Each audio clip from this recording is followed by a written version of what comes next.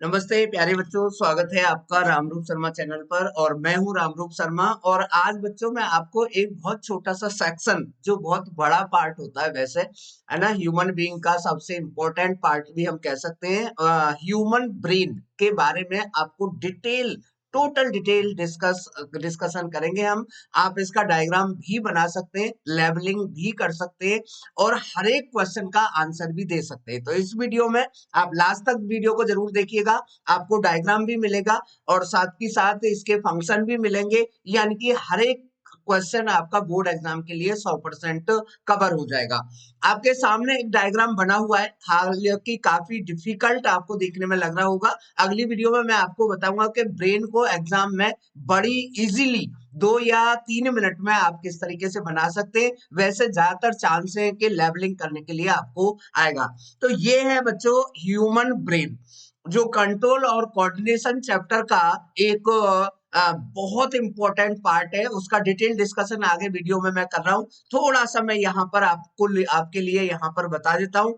आपको पता होगा कि जो हमारा सिस्टम है, यानी कि देखिए जो हमारा नर्वस सिस्टम है, ये पूरा का पूरा नर्वस सिस्टम हमारा दो पार्ट में डिवाइडेड होता है। पहला होता है सेंट्रल नर्वस सिस्टम और दूसरा होता है पेरीफेरल नर्वस सिस्टम। सेंट्रल का मतलब हो गया मेन और पेरीफेरल का मतलब हो गया उसकी हेल्प करने वाले। जैसे सपोज करिए हमारे हाथ पैर या इस तरीके से चीजें होती हैं। जो सेंट्रल नर्वस सिस्टम है, इसे शॉर्ट में सीएनएस बोलते हैं। तो सीएनएस दो पार्ट से मिलकर बना हुआ होता है। पहला पार्ट होता है ब्रेन, जिसके बारे में हम अभी इस वीडियो में डिटेल डिस्कस करने वाले हैं, और दूसरा जो पार्ट होता है वो होता है स्पाइनल कॉर्ड। दोनों ही इंपॉर्टेंट पार्ट है। तो ये सीएनएस के दो पार्ट है। पेरिफेरल जो नर्वस सिस्टम होता है बच्चों, ये भी दो पार्ट में डिवाइडेड होता है। एक होता है ऑटोमेटिक नर्वस सिस्टम और दूसरा होता है आपका वॉलेंट्री नर्वस सिस्टम। वॉलेंट्री का मतलब है कि वो नर्वस सिस्टम का वो पार्ट जो ब्रेन से कंट्रोल होता है, और ऑटोमेटिक का मतलब होता है जो ब्रेन से कंट्रोल नहीं होता है या बहुत कम होता है। जो ऑटोमेटिक नर्वस सिस्टम है, यानी कि जो एएनएस भी हम इसे कह सकते हैं, है ना, और ये आपका पीएनएस होता है। तो पीएनएस के दो पार्ट हो गए, एक ऑटोमेटिक नर्वस सिस्टम और दूसरा वीएनएस, यानी कि वॉलेंट्री नर्वस सिस्टम। वॉलेंट्री का मतलब है जो हमारे ब्रेन के विल के अकॉर्डिंग काम करता है। ऑटोमेटिक का मतलब है अपनी मन मर्जी का है, यानी कि मस्त मौला है।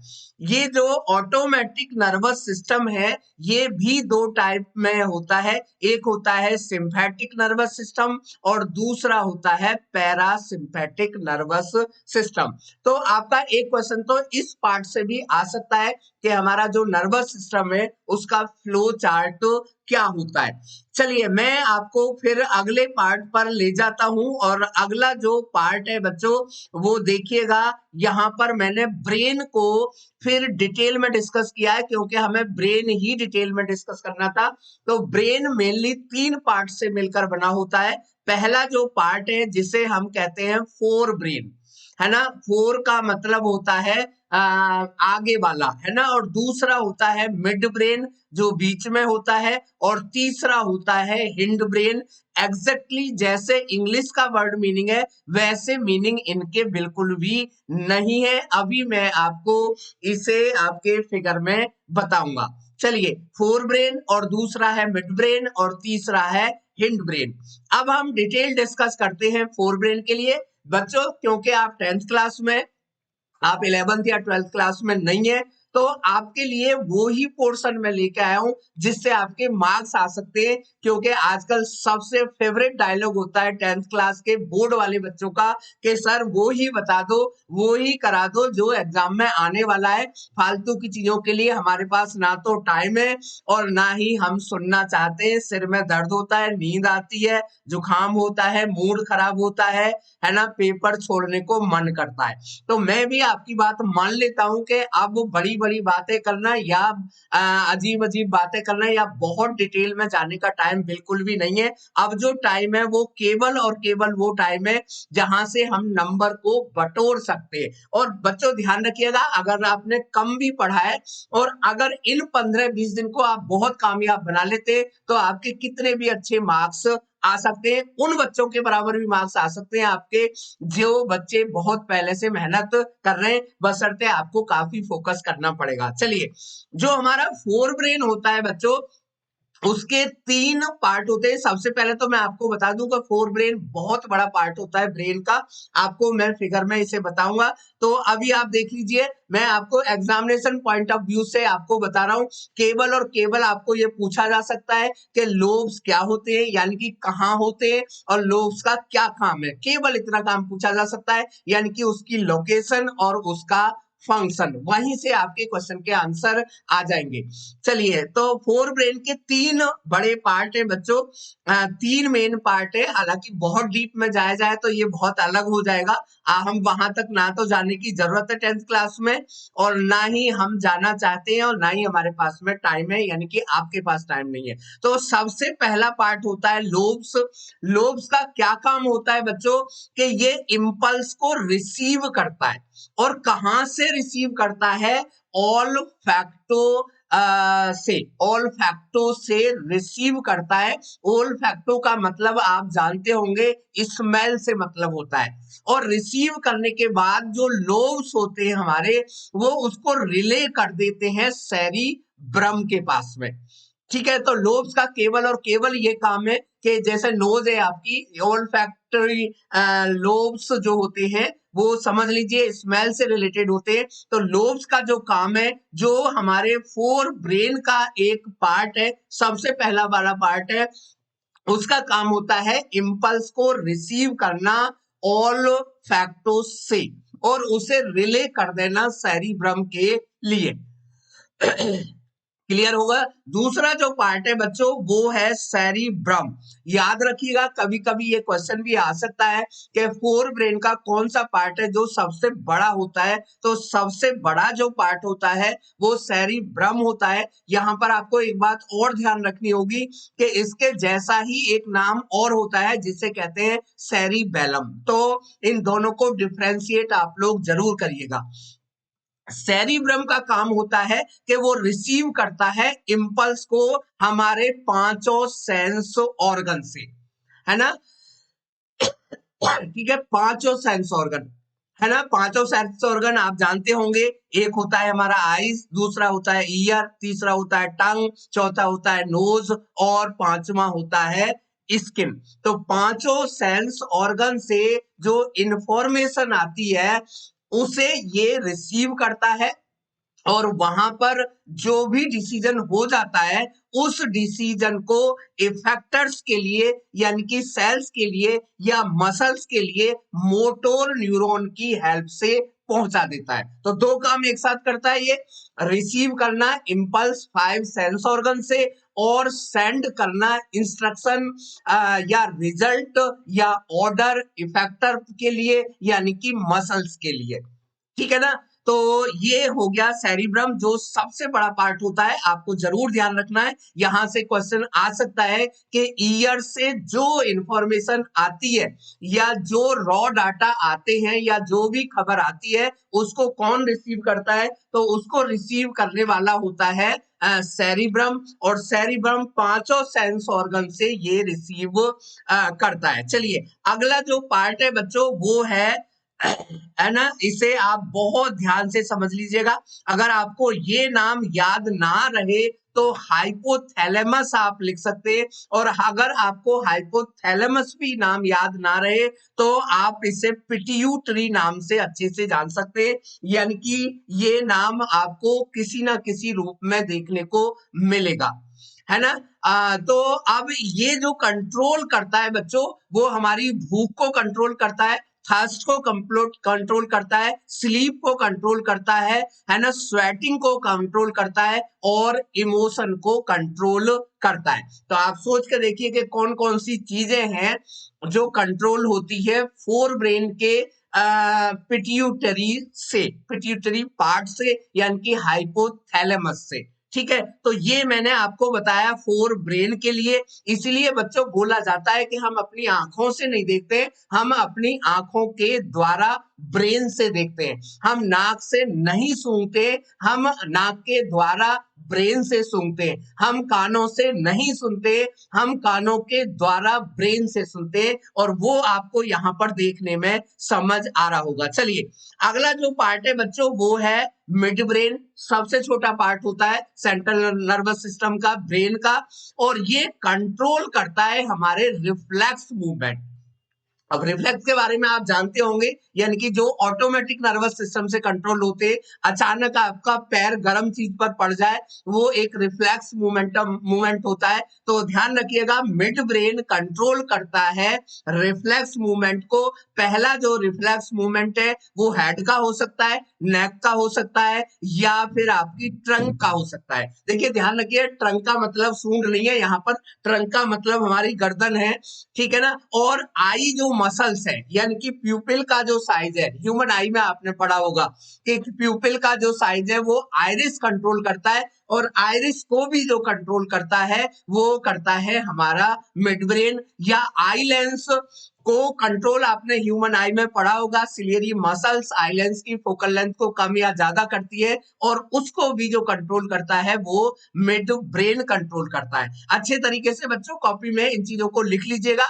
अगर आपने 2 बारी इन चीजों को मेरी तरीके से लिख लिया और फिर क्वेश्चन को ठीक से पढ़ लिया, यानी कि क्वेश्चन पेपर जो आपको आएगा वो जरूरी नहीं है कि ये क्वेश्चन पहले पेज पर होगा, दूसरे पर होगा या लास्ट पर होगा। ये आपको ढूंढना होगा, या क्वेश्चन के बीच में क्वेश्चन होगा, है ना। क्वेश्चन के बीच में भी क्वेश्चन हो सकता है, इस तरीके से भी क्वेश्चन हो सकता है कि हमारा सेंट्रल नर्वस सिस्टम के कितने पार्ट होते हैं, और आप बताइए कि हमारा जो आई मसल्स का मूवमेंट है, उसे रिफ्लेक्स मूवमेंट जो होता है उसे ब्रेन का कौन सा पार्ट करता है। तो सबसे ज्यादा डिपेंड करेगा बायोलॉजी में और केमिस्ट्री में, खासतौर से क्वेश्चन को प्रॉपरली पढ़ना, क्वेश्चन के पार्ट्स को प्रॉपरली पढ़ना। चलिए अब हम आ जाते हैं बच्चों हिंड ब्रेन की तरफ। हिंड का मतलब होता है बच्चों छिपा हुआ ब्रेन। अभी मैं ये पढ़ाने के बाद में दोबारा से आपको ब्रेन के फिगर पर लेकर चलूंगा, तो आपको समझ आएगा कि भाई ये सच में ही छुपा हुआ पार्ट है।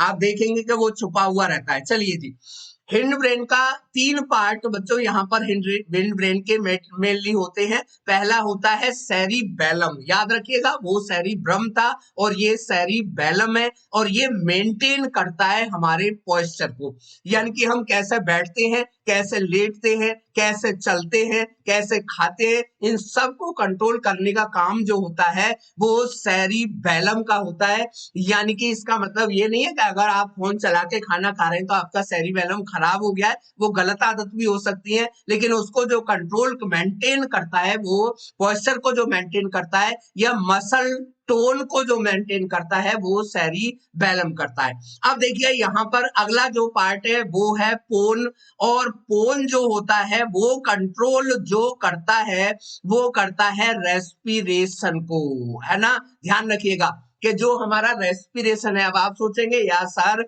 रेस्पिरेशन तो हमने अलग ही तरीके की चीजें होती है, उससे तो हमने अलग ही इक्वेशन लिखा है केमिस्ट्री में। तो केमिस्ट्री अलग चीज है बच्चों, क्या बायो अलग चीज है।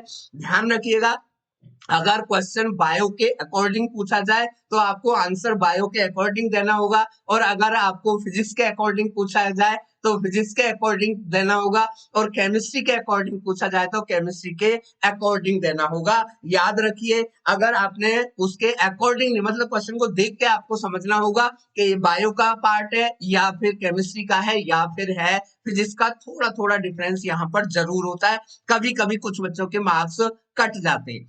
तो रेस्पिरेशन को जो कंट्रोल करते हैं वो पोन्स करते हैं, और पोन्स जो है हिंड ब्रेन का एक पार्ट होता है। और बच्चों एक बहुत ही इंपॉर्टेंट पार्ट है मेडुला। ओब्लंगेटा, जो हमारे ब्रेन को कनेक्ट करता है स्पाइनल कॉर्ड के लिए, सबसे नीचे होता है ये, और ये बहुत सारी चीजों को बच्चों यहाँ पर कंट्रोल करता है। ध्यान देखिएगा कि हमारी जो हार्ट बीट का जो रेट है वो हमारा मेडुला ओब्लंगेटा कंट्रोल करता है। हम जो चीजें सटकते हैं, निगलते हैं, स्वेलिंग जो कंट्रोल की जाती है वो भी मेडुला ओब्लंगेटा कंट्रोल करता है। जो हमारी कफिंग है या स्नीजिंग है या वॉमिटिंग है, इन सब को भी कंट्रोल जो किया जाता है वो मेडुला ओब्लंगेटा के द्वारा ही कंट्रोल किया जाता है। तो मुझे लगता है कि आपको ब्रेन के सभी पार्ट्स के आंसर आ गए होंगे और आपने अच्छे तरीके से इसे पढ़ लिया होगा। वीडियो को अपने दोस्तों को भी जरूर भेजिएगा बच्चों। अब मैं आपको बच्चों दिखाता हूं ब्रेन का फिगर, और अब आपको ब्रेन का फिगर समझ जरूर आएगा। देखें जरा, ये सबसे पहले बच्चों जो आसान हो उसे आप कर लीजिए मैथमेटिक्स की तरह। तो सबसे पहले आप हिंड ब्रेन को देख लें बच्चों। तो ये हिंड ब्रेन है बच्चों, ये जो छिपा हुआ ब्रेन है ये आपका है हिंड ब्रेन। और यहाँ पर आपको हिंड मतलब छिपा हुआ, हिंड मतलब छिपा हुआ। तो आप देख रहे होंगे ये मेडुला है, ये पोन्स है, और ये है आपका जो मैंने तीसरा पार्ट बताया था। 3 पार्ट आपके हिंड ब्रेन के मैंने आपको यहाँ पर बताए थे, है ना। तो मेडुला और पोन्स और सेरिबेलम, ठीक है ना। और ये जो ऊपर वाला पार्ट है बच्चों, ये जो आपको दिखाई दे रहा है ये आपका है फोर ब्रेन, है ना। ये क्या है आपका फोर ब्रेन है। तो आप देख रहे होंगे फोर ब्रेन में हमारे पांचों सेंस ऑर्गन के द्वारा लाई गई सारी इंफॉर्मेशन कैलकुलेट होती है, और फिर का उनका ऑर्डर भी मोटोर नर्व्स के द्वारा चला जाता है ना। जो इंफॉर्मेशन लाई जाती है उनको हम सेंसरी नर्व्स कहते हैं, और जो रिजल्ट जाता है यानी कि जो इंस्ट्रक्शन जाती है हमारे मसल्स के लिए उसे हम मोटोर नर्व्स के द्वारा ले जाया जाता है। तो अब आपको यहाँ पर दिखाई दे रहा होगा, देखो ये हाइपोथैलेमस आपको दिखाई दे रहा है, जो अभी मैंने हाइपोथैलेमस आपको बताया था, और उसके साथ में ज्यादा डिटेल में आपको जाने की जरूरत नहीं है। और पिट्यूटरी ग्लैंड जो होता है वो भी आपका फोर ब्रेन का पार्ट होता है। हाइपोथैलेमस लिखा हुआ है तो वही आपका पार्ट यहाँ पर हो जाएगा। तो ये है टोटल ब्रेन के बारे में। मुझे लगता है कि आपको फुल समझ आया होगा। अगली वीडियो में मैं बताऊंगा कि अगर एग्जाम में आपके ब्रेन का फिगर बनाने के लिए आ जाए तो आप इस तरीके से बिल्कुल भी मत बनाइएगा, कलर तो बिल्कुल भी मत करिएगा, क्योंकि बहुत ज्यादा टाइम वेस्ट हो जाएगा और बहुत ज्यादा मार्क्स आपको नहीं मिलने वाले। वैसे ज्यादातर चांसेस है कि लेवलिंग करने के लिए ही आएगा। वीडियो को लाइक करके शेयर जरूर करिएगा। थैंक यू सो मच मेरे साथ जुड़ने के लिए। Bye bye bye.